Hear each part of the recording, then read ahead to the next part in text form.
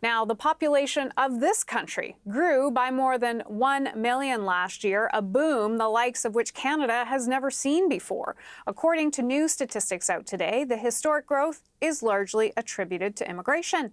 CBC's Sarah Galashan joins me now with this one to help break it all down. Sarah, walk us through the numbers.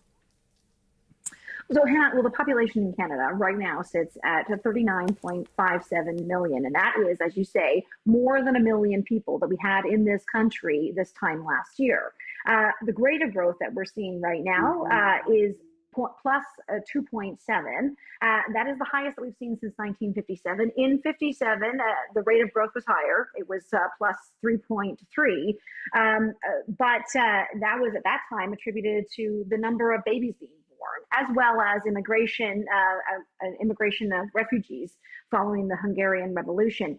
This time, what we're seeing in terms of the numbers for 2022, it is almost entirely due to immigration. 96% of new residents to Canada in 2022 were due to a surge of immigration and of temporary residents as well. We saw here in Canada more than 400,000 immigrants and more than 600,000 non-permanent residents. That really speaks to the welcoming of those who've been fleeing crises in Ukraine, Afghanistan, as well as Syria. Canada has been, in past years, the leading G7 country in terms of growth. Certainly, what happened in 2022 puts Canada in the lead for G7 countries in terms of growth. Hannah? Yeah, so often when there is growth, there are also growing pains. What do we know about where people are settling and what the challenges are? Right, and I heard you talking about that off the top of the hour here when you're talking about irregular migration. And the immigration minister, Sean Fraser, was asked in terms of the newcomers that we're seeing through, planned immigration and planned welcoming of newcomers, how they're addressing specific challenges, particularly the challenge of housing. He noted that in Atlantic, Canada, the cities of Moncton and Halifax, as well as other smaller cities, that they're leading in terms of fastest cities that are growing, and that's because of newcomers to Canada. He talked about plans throughout 2023 to try and spread that wealth and the challenges that come with it across the country. Here's a little bit of what the immigration minister said.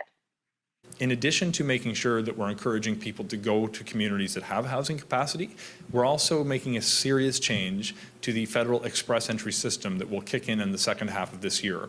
For the first time, we'll be able to select newcomers under the express entry system, not just by their overall score, but based on the sector that they work in and the part of Canada that they're going to. That we're going to include targeted draws for people who have the skills that are necessary to build more houses.